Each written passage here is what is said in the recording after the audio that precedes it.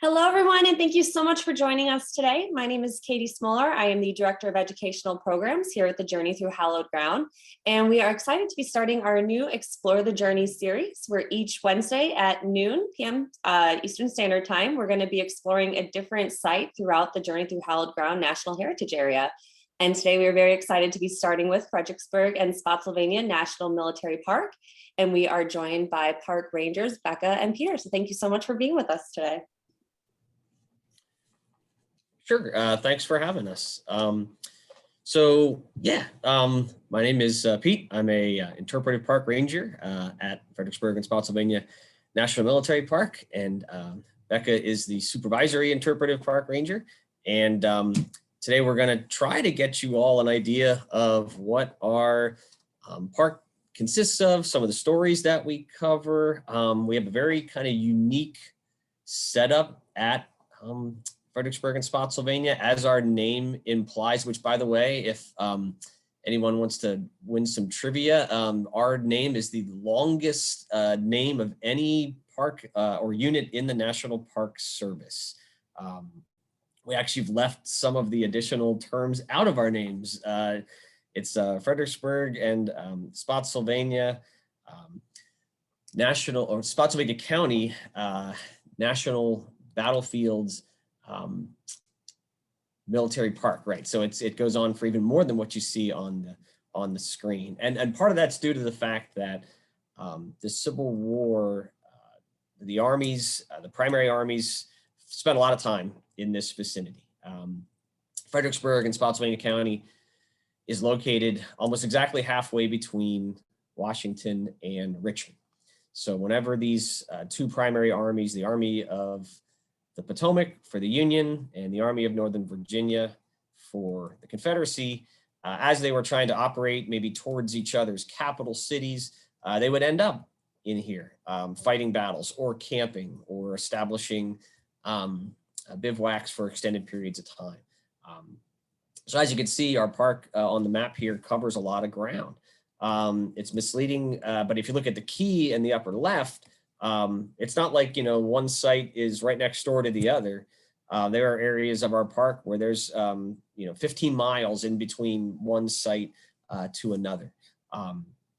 So I guess where we'll kind of start, we have 6 major sites, the 4 battlefields that you see here: Fredericksburg, Chancellorsville, Wilderness, Spotsylvania. We have the Chatham Manor, and the Stonewall Jackson death site. And there's some smaller sites in between there as well. But Chatham Manor is on the upper left. The Stonewall Jackson death site is on the bottom right. But I guess maybe we'll start talking a little bit about Chatham Manor, which, as far as the history of the park goes, is probably the first thing chronologically, because it was begun construction before the American Revolution, before the United States was established as a country. So 1771, the main house that you see there was completed. The family who funded the building of that home were friends of George Washington. The family's name was Fitzhugh. George Washington spent quite a bit of time hanging out at Chatham Manor with them. And Chatham was a plantation that subsisted on enslaved labor for about 100 years, up until the Civil War. So it changed hands through various folks. We have a very interesting story at Chatham early in its history of a enslaved revolt, which a lot of times people ask about why, when enslaved populations far outnumbered their owners, were there not movements to do something about that. And at Chatham in, the date's 1805, 1804, there was a uprising right around the holidays, because typically at Chatham, at least, the enslaved were provided with some type of break or respite around the holidays. And during that holiday in 1805, that was taken away. And some of the enslaved men actually physically resisted being forced to go back to work. There was a fight that ensued that resulted in injuries that resulted in death among some of the friends of the owner and some of the slaves. And it's an interesting kind of story about a little event that took place there that reflects on, the story of the enslaved at Chatham, something you don't often get a lot of insights on. So during the Civil War, as soon as the Union Army came to the vicinity of Fredericksburg, that's in the spring of 1862, most of the enslaved populations, not only at Chatham, but in Fredericksburg and the surrounding areas, would have left and escaped. When the Union Army came close, that meant freedom. And John Washington, who you see a picture of here and an excerpt of his memoir, was a very notable example of that, because he was able to record what happened in 1862 and how he and some of his fellow enslaved men, they debated on what to do. The Union Army is right across the river from town, and what should we do? And some of them were very uncomfortable with the prospect of potentially, leaving and what that could entail. John Washington was very adamant that he was going to take that opportunity as soon as possible and obtain his freedom. And when he crossed the river and got to the Union Army, some of the soldiers apparently asked him how he felt. So this is a great kind of way to talk about the bigger story of the Civil War beyond our battlefields and the military engagements. Here we have causation of the Civil War and how enslaved folks and otherwise were immediately impacted by the conflict, by the occupation of the armies in the area. When the Union Army first showed up at Fredericksburg, there was no battle. The Confederates just evacuated. There weren't many Confederate soldiers in the vicinity at that time. And there were civilians who reacted to that, enslaved folks like John Washington. John Washington's memoir also covers far beyond just his experience at Fredericksburg, about how, as a boy born into slavery, how that impacted his views on things, and how his mother was sold away from him at a pretty young age. So while there's very few narratives of enslaved people that exist today, his is one of the more poignant ones.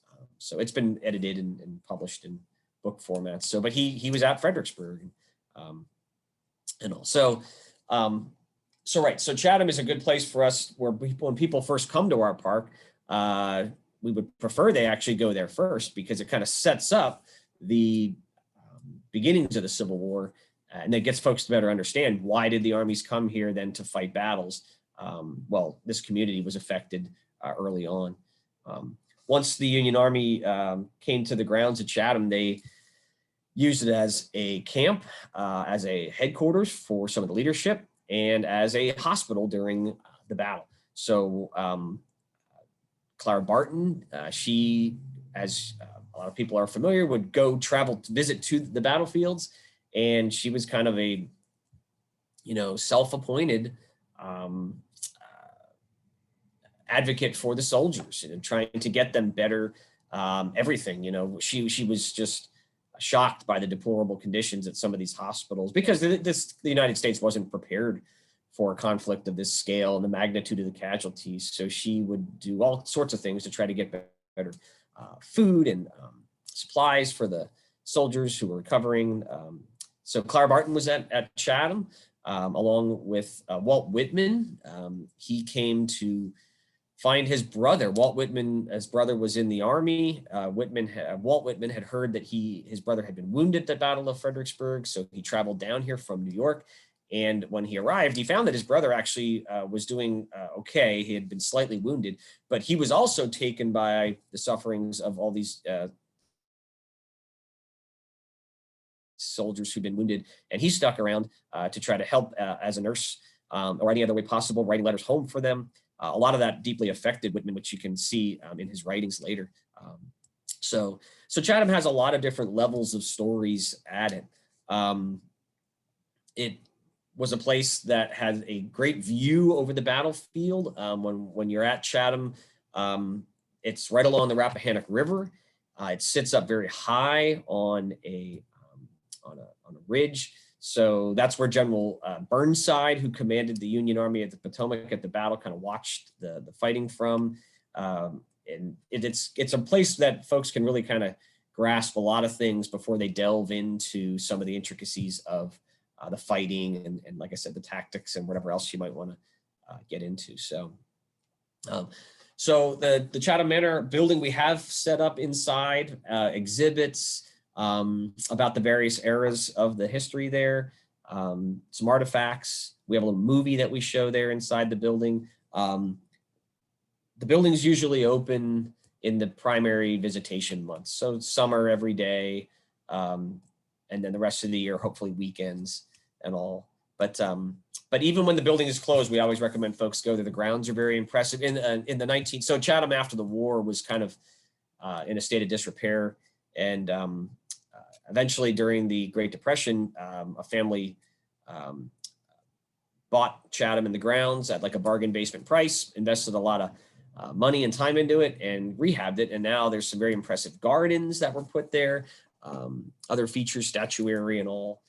So it's a popular place for folks to go, very popular photo spot for a lot of people in Fredericksburg to get graduation or wedding photos or otherwise. So, but Chatham is technically part of the Fredericksburg battlefield portion of our park, which what you see a photo of right now is the most iconic, I guess, part of the battlefield known as the Sunken Road.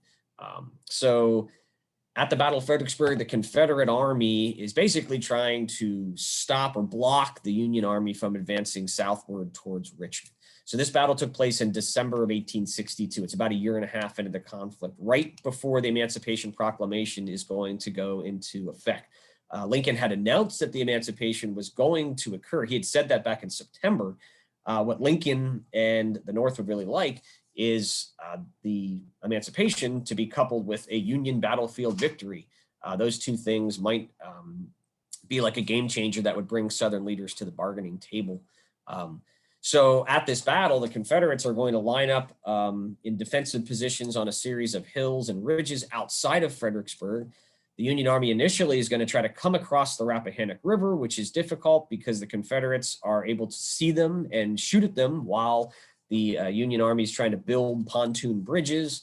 The fact that the battle took place in a center of population was very unusual for that time period. Most battles were fought out in more rural areas, open fields, might be what you're more used to seeing Civil War battles depicted as.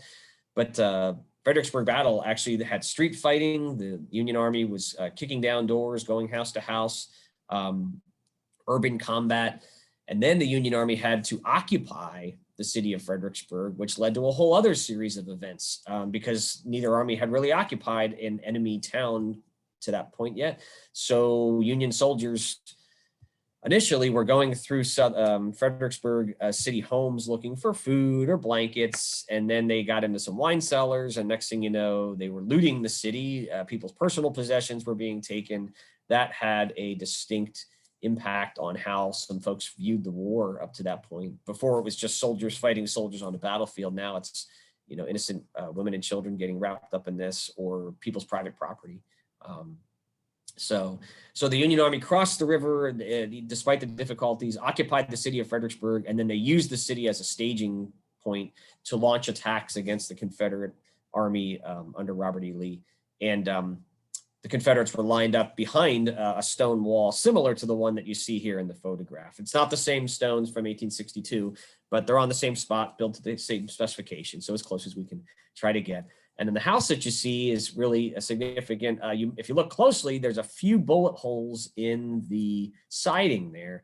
There would have been a lot more bullet holes and damage after the battle, but the family who moved back into that house had to repair it so it would still be inhabitable. So it probably looked like Swiss cheese when the battle was over.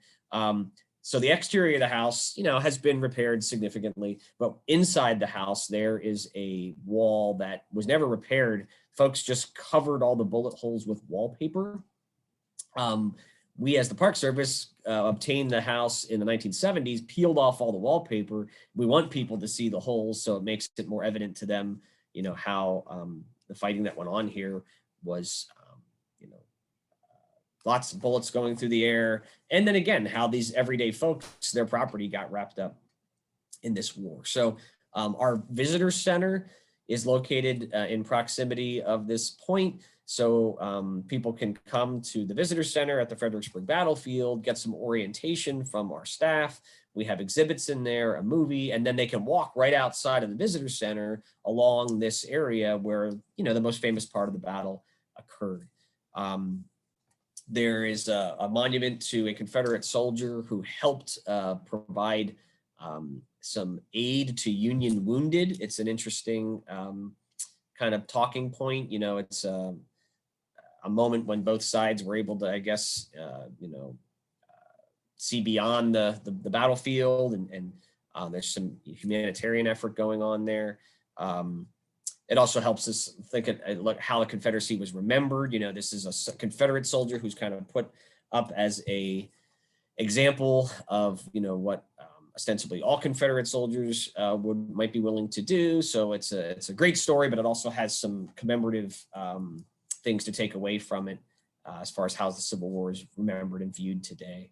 And that statue monument is right off the way here, very close to the house that you see in the photograph. And then also very close to this is the Fredericksburg National Cemetery, which is also administered by our park. It is a cemetery that holds the remains of over 15,000 Union soldiers. Any Union soldier who died in the vicinity of our park. So if they were killed in any of the battles I mentioned, if they died from a disease or a sickness at one of the hospitals, they would have been buried initially wherever they fell in the field or where they died at a field hospital. But folks in the North wanted to make sure that those Union dead in the South were properly recognized and honored. That's when the national cemeteries began. And because there was so much occupation, so much fighting around here, of the 15,000 plus Union soldiers in our national cemetery, over 85% of them are unknown. So there are more unknown soldiers buried in the Fredericksburg National Cemetery than any other cemetery in our country. And trying to wrap your head around that, you know, this is that equates to over, you know, 12,000 families who never found out exactly what happened to their loved one and could never go and get a sense of closure. And you walk among the graves there, and the majority of them are just, you know, a small marker with a number on it without any identifying information. So once again, it kind of helps us better try to process what the Civil War cost, the cost of the war, and how the, you know, especially the North tried to process all this afterwards. So that's the main part of the Fredericksburg battlefield, but there are other areas that we have a driving tour that folks can access. The typical, you know, you drive along, there's a point of interest, you can pull over and get out along the way. And we were greatly assisted by the American Battlefield Trust about 15, 20 years ago. They acquired a property that saw battlefield or fighting, but was not property of the Park Service. So we have a 200 plus acre tract known as the Slaughter Pen Farm. Again, not part of the national park, but a significant preservation effort by one of our, well, an organization we try to work with closely. So Fredericksburg's the most visited of our sites. It's close to 95. So when you're coming up or down and you see the brown exit sign, a lot of people just kind of peel off. So 12 miles to the west of the Fredericksburg battlefield area is Chancellorsville. So after the Battle of Fredericksburg, the armies kind of went into winter camp. By the way, the Battle of Fredericksburg resulted in an overwhelming Confederate victory. The Union Army tried and tried again to attack and push towards Richmond. They could not. It's a very one-sided battle. Some would argue General Lee's greatest victory, where the Union Army just couldn't accomplish anything that it wanted to. So then both sides kind of went into winter camp in this area for the next few months. So that's the winter of 1862 leading into the spring of 1863. And in May of 1863, the Union Army is going to try again. They're not going to cross the river right at Fredericksburg. They're going to cross to the northwest. And the two armies are going to run into each other in this there's no town of Chancellorsville. There was just one very large brick house owned by the Chancellor family. They named their house Chancellorsville, hence that's where the battle gets its name. But the armies fought Chancellorsville for 3 days. The Confederates were on the attack. They were very audacious. They took some big risks. Stonewall Jackson led part of the Confederate army kind of in a surprise march, and they got around the Union forces and attacked them from the flank. The Confederates were very successful in that endeavor. And ultimately, the Union Army is going to be defeated and forced to retreat at the Battle of Chancellorsville, even though the Union Army outnumbered the Confederates 2-1. And then at this battle, Stonewall Jackson, the Confederate general, subordinate of Robert E. Lee, he was riding in the woods in the dark, trying to conduct his own personal reconnaissance, and he was mistaken for the enemy by his own soldiers. Confederate soldiers accidentally shot Stonewall Jackson. He was wounded in the arm, which necessitated an amputation of that arm, and then he was sent to a railroad depot because they wanted to send him down to Richmond for recovery. And that site is today known as the Stonewall Jackson death site. So while Jackson was waiting for the train to come and pick him up and take him to Richmond, he is kind of recuperating in a small office building on a plantation right next to the railroad depot. And while he's there, he starts to exhibit signs of pneumonia, and he's ultimately going to die from what the doctors believed was pneumonia at that little plantation office building. So today that is preserved. It's a small little site. It's a very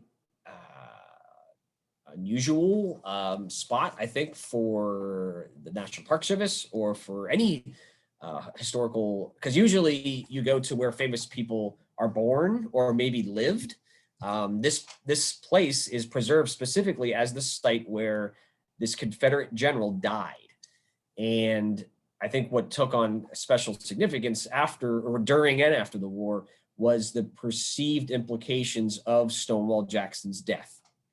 For a lot of Southerners, he was their best leader. He was their best chance at victory.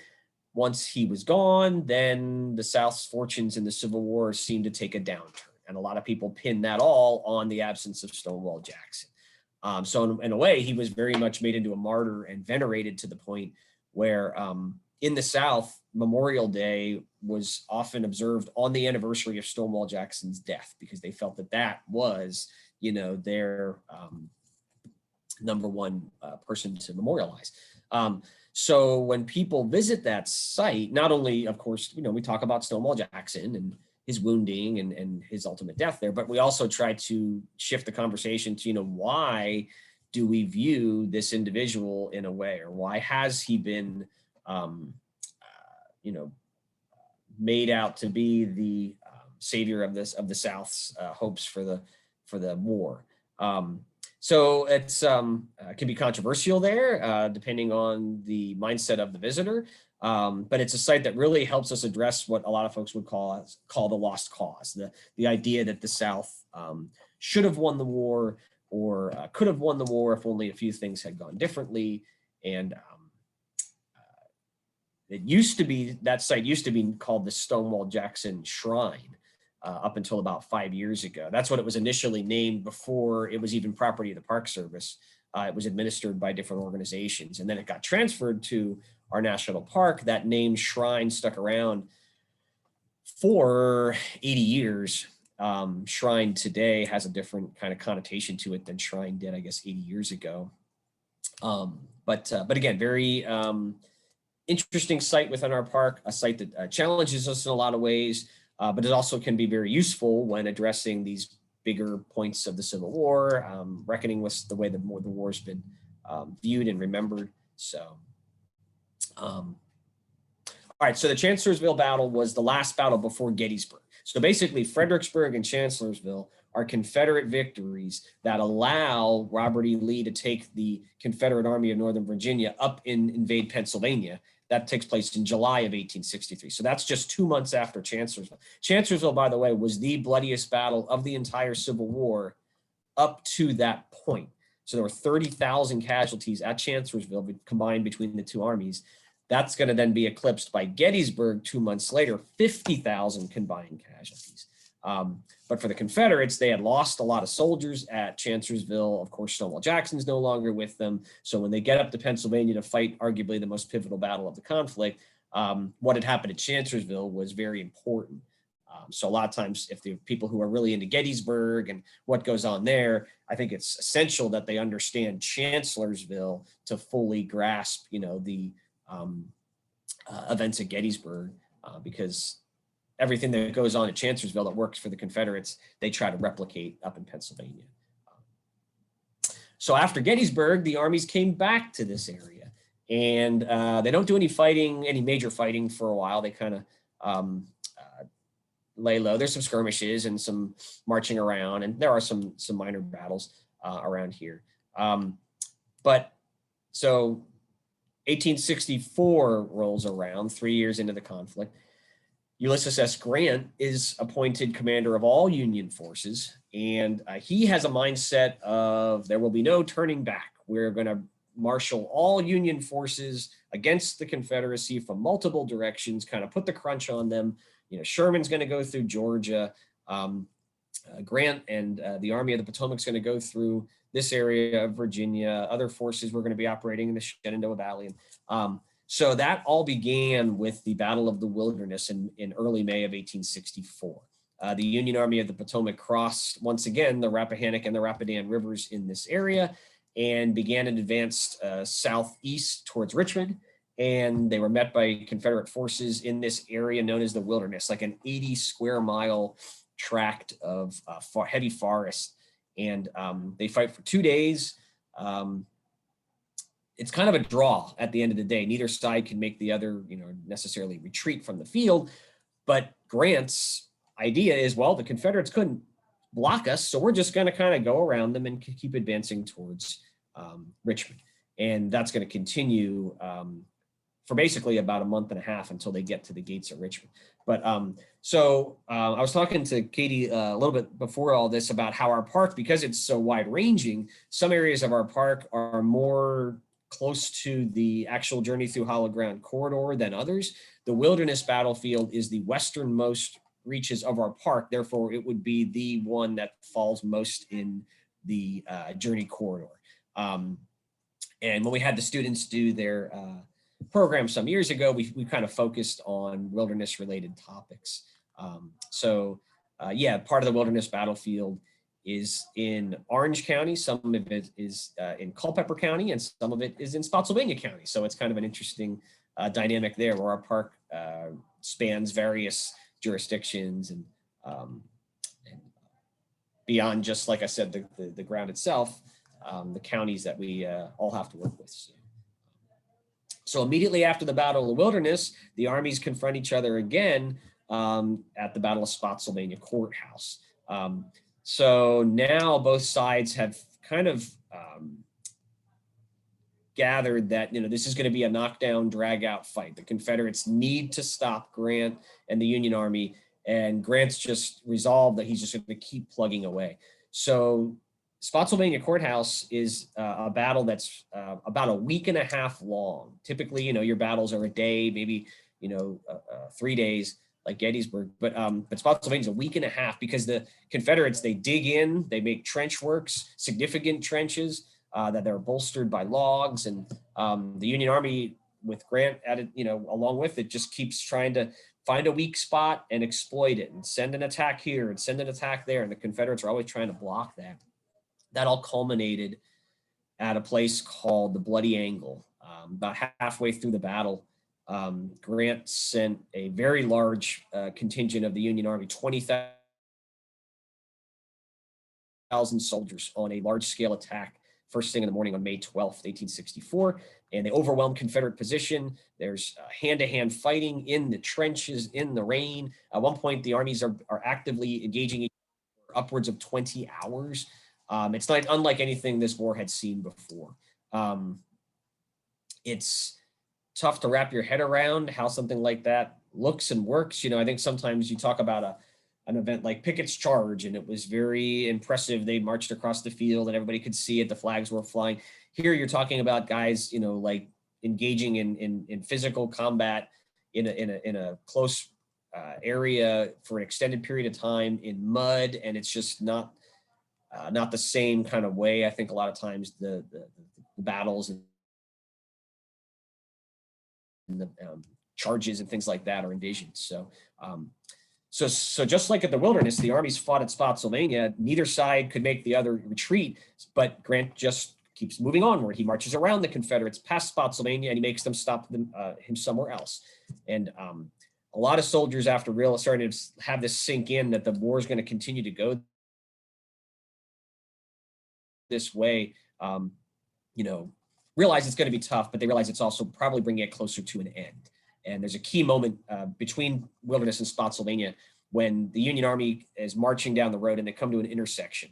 And General Grant is sitting on his horse at the intersection. And the soldiers all know that whichever way he points them at that intersection will dictate how this is going to continue. If he points them north, that means they're going to go take a break. And, if he points them south, that means it's a continuation of this, difficult campaign. Grant points the army south, the soldiers cheer, which I think that's a key moment in the war. They recognize that while this is the tougher option, it is the option that is going to most hopefully bring the North victory. So all four of those battles allow us to cover a lot of ground at the park. Typically, you go to a national park site that has to do with the Civil War, and it's one battle, one moment in time. Maybe it covers a few days. And context, I think, is sometimes lost for people to understand how these things work together, how the war kind of evolved and changed. And we can really do that well at our park. Like I said, too, with Chatham Manor covering an enslaved plantation site, and when the war's kind of in its early stages, occupation, all the way to the Stonewall Jackson death site, which talks about, how is the war remembered, especially in regards to this one individual Confederate leader for decades later, up into today. I think our park really has a lot of value in almost as a microcosm of the Civil War as a whole. But I've rambled on for quite a while there. I'll gladly take any questions or anything that wasn't clear. I know it can be kind of tough because, like I said, we have a lot of ground to cover in our park. So. And Pete, that was wonderful. Thank you so much. We do have some questions, if that's all right. We're going to have two of our interns joining us, Anjali and Ben. So thank you guys for helping out. If you want to share some of the questions with Pete and Becca. Yeah, great presentation. And let's look here. I think we'll start with, well, based on the subject matter of the site and touching on 4 different battles and even like the legacy of enslavement and all these things, how has the more recent climate, the more politicized history discussions, especially around things like the Civil War, how has that impacted your guys' sites or your ability to educate or your experiences working there? Sure. And Becca, if anytime you want to jump in, just let me know, but I'll, so yeah, I think in the past, every now and then people would ask some big questions about, tougher subjects, which we welcome. That's a lot of times what we try to steer things toward. It's very easy to talk about, General so-and-so went here and this army had, 100,000 soldiers. Those are very distinct things, but yeah, let's try to understand, the bigger picture. And I think folks have definitely been more inquisitive of that in the last, few years. It's a lot of times the most challenging is trying to create a atmosphere that will result in some discourse and some actual learning. A lot of people have a very specific view already made up in their mind, and they don't necessarily want to open their mind, but instead just kind of relate their view and go forward. So we try to carefully point out some alternate perspectives, right? So if someone comes in the door and says, this is what I think, and this is what I believe, and we don't want to tell them they're wrong. We don't want to set up anything that's going to be confrontation or matching of wits, but hopefully establish the fact that, well, there's a lot of different angles on this, and maybe we can have you consider one. You don't have to change your mind necessarily or agree with it, but there are people out there that we meet on a regular basis that think differently. I think the most popular thing we get asked about right now are Confederate monuments. We do have one monument to a Confederate soldier, which I mentioned before. It's a very unique one because it's a Confederate soldier, an average soldier, who is performing a humanitarian feat to aid Union soldiers. So it's not a general up on a pedestal. Generally speaking, in my experience at least, folks are a lot more accepting of Confederate monuments if they're at a location where an event occurred, like a battle or a cemetery. And is it to like a generic, Confederate soldier or unit of soldiers, or is it a leader who's representing something different, right? I'm not saying that's true for everyone, but generally speaking, that's what we get. So sometimes it's just a matter of explaining that to people. The fact that we as the National Park Service administer this monument, we do not administer the monuments, in Richmond. We do not administer monuments on private sites. And some folks, they never realize that. So a lot of times it's just getting some knowledge out there and then leaving folks to come up to their own conclusions.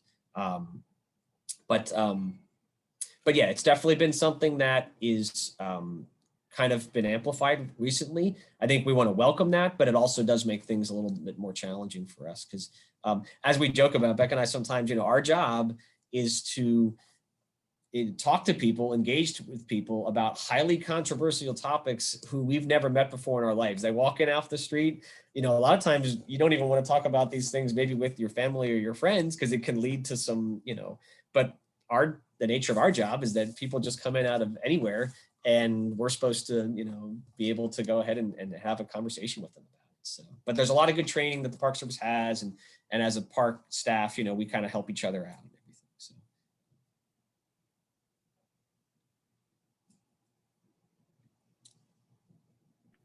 Great, thank you. For a next question, let's see. So with the park being so spread out, what challenges does that pose to maintaining or touring the park? How do you keep track of all of those different locations? Yeah, it is tough. So as far as the park maintenance crew, I'm in awe of them. Like during the storm that we've had recently, they had 8,000 acres of land to make sure is accessible and down trees and everything. And then, yeah, it's not 8,000 acres that are all just in one chunk. There's 1,000 acres over here, and then there's 2,000 acres over there. And then they got to drive along a major state highway, to get to the other part. So our folks have come up over the years with some different, methods and ways to go about things. But it definitely is tough. Our national cemetery, that's something that's supposed to be kept pristine, and that's tough to keep up with. And then as far as sending visitors through, we have different ways that we suggest to people. But yeah, people can enter our park on one end, which is like, the far reaches of the wilderness, or they can enter it, through Fredericksburg by the visitor center. So the map that we showed there, that's our best way to try to get people to understand how things consist of. And I think the toughest thing I find is when people show up and let's say it's like, 4:00 in the afternoon and they roll in and they're like, hey, I want to see everything. I've got about an hour to do it. How do I? And it's like, I'm sorry, sir or ma'am, but there's no way that you can physically do that. Let me try to just pick something that you might best, enjoy or get the most out of. And maybe folks, you need to come back on another day or two even. And so a lot of times, yeah, we're just trying to, get from people what they want to see the most, what we could recommend is making the best use of their time. But to take it all in is tough. Just to drive the entire route of the park could take a few hours, right? Good question. Yeah. Yeah, that's extensive. Sure. I think, all right, let's get to, I think for time, we'll go to one last question we always like to ask, get your input as our great guide today. Maybe a little bit about your personal story and how you ended up where you are, and what advice you might have for any folks out there who love history, might want to get into a similar career field? Yeah, sure. I guess like a lot of folks who are interested in the Civil War, pretty young in grade school, I started reading some books, and then our family went on a trip to Gettysburg, and I don't know, something being at the location where it all went down really made it sunk in to me.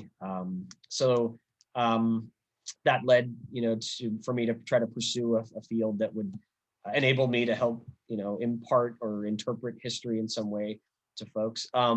So with the Park Service, and I know a lot of people ask, how do you go about that? I guess my advice would be to make yourself versatile. As a interpretive park ranger, you do a lot of different things. End up giving tours to a lot of different demographics. You could be talking to a military group, you could be talking to a bunch of fourth graders, you could be talking to everything in between. Also, the nature of your job is everything from